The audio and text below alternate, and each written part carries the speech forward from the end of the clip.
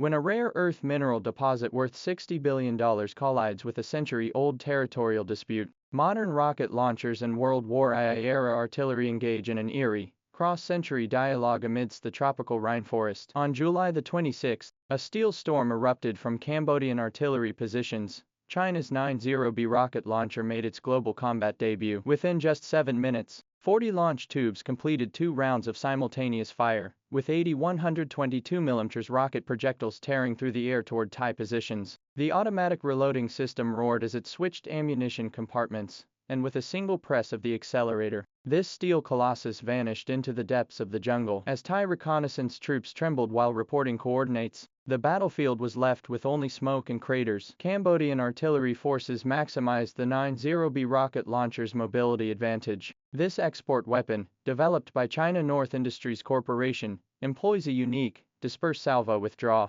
tactic, delivering devastating strikes before Thai forces could react. Its foldable camouflage canopy at the rear of the vehicle is a stroke of genius. During movement, it resembles an ordinary truck, but when deployed, it transforms into a deadly weapon. The Thai army didn't even have time to determine the coordinates for a counterattack, described a frontline observer. Videos circulating on social media show that the 90B rocket launcher, numbered 808, fired all its ammunition in 3 minutes before departing, leaving the Thai spokesperson to angrily condemn it as a serious threat to national security. Meanwhile, the 300mm barrel of the R-2 long-range rocket launcher pointed westward. Heavy rocket rounds equipped with the Beidou navigation system screeched across the border, with a range of 130 kilometers, instantly turning Thai army positions in Surin province and Sisaket province into a sea of fire. A precisely hit rocket round reduced a Thai drone unit's position to ashes, leaving behind a 10-meter diameter crater. The Thai military was forced to acknowledge that Cambodia had deployed this Chinese-made PHL-03 rocket launcher export model for the first time,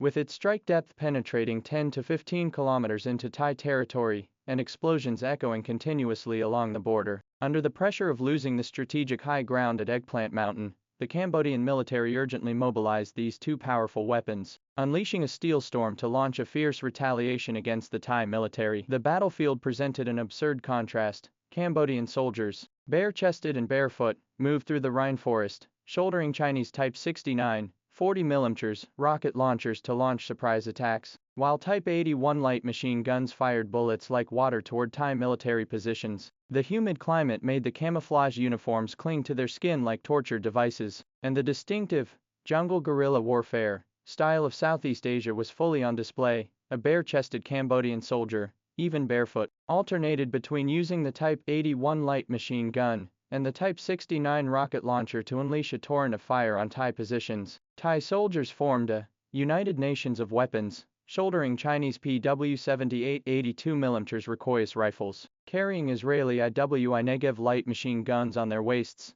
and wielding American-made M16A4 assault rifles that spat flames. Even more surreal was the artillery showdown, when over 100 Chinese Type 96 howitzers from Cambodia formed a ring of fire. The Thai army dragged out World War I-era American M101 howitzers to retaliate. These 1,941 produced old-timers, though upgraded with French technology and new barrels, barely reached a range of 17.5 kilometers, making them sitting ducks on the informationized battlefield. The 2 armies exchanged mortar fire across the border, with shells tracing deadly parabolas through the air. Thailand could have ended the conflict early. It possesses 50 F-16 fighter jets, 52 Chinese VT-4 tanks, and domestically produced Guardian 2 rocket launchers, and even operates a 11,000-ton light aircraft carrier, with paper-based capabilities far surpassing Cambodia's. However, in actual combat, the Thai military abandoned its air superiority and insisted on ground artillery battles. On July the 24th,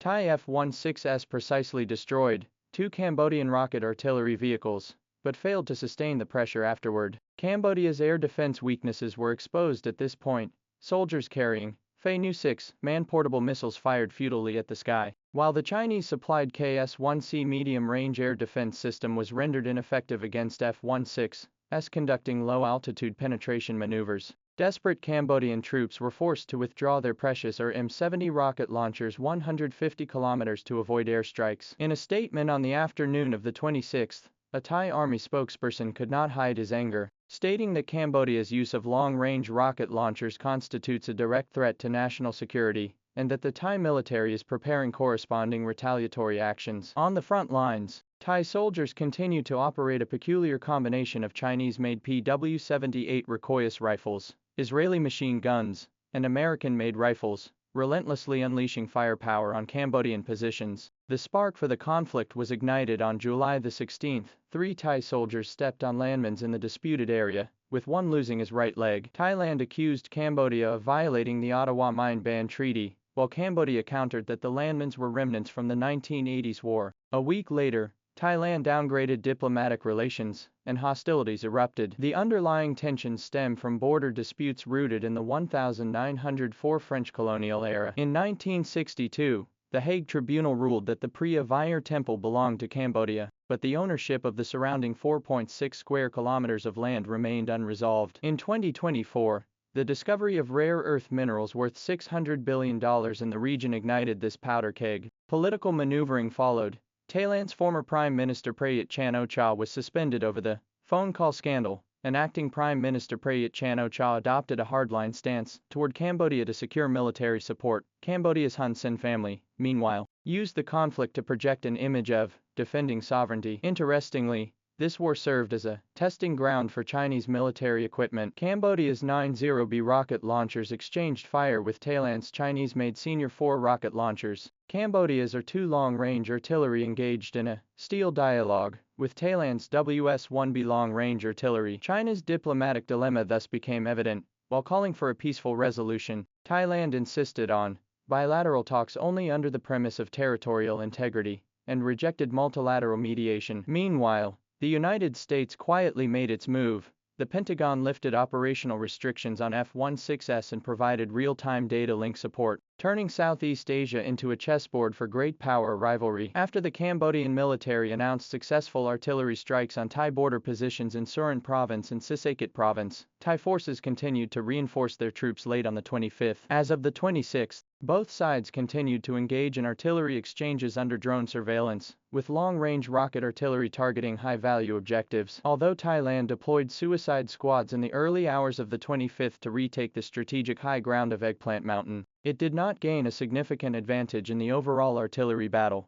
Thai artillery primarily relied on towed howitzers and a small number of Israeli-made truck-mounted guns, while rocket artillery numbers were far fewer than those of the Cambodian military, which is equipped with Chinese weapons. The post-battle data was shocking: over 20 deaths and 100,000 civilians displaced. The image of Cambodian soldiers futilely dragging Soviet-made anti-aircraft guns to fire at the sky as Thai F-16s dropped American-made bombs on Cambodian positions became the saddest footnote of this conflict. The Cambodian 90B rocket artillerist's first combat deployment validated the effectiveness of the hit-and-run strategy, while the precision strikes of the R2 long-range rocket rounds highlighted China's military industry's technological breakthroughs. However, even the most advanced individual weapons cannot compensate for systemic disparities. Without air superiority, a barrage of artillery fire is ultimately fleeting. The gunfire echoes through the tropical Rhine forest. The roar of the Type 81 machine guns wielded by bare-chested soldiers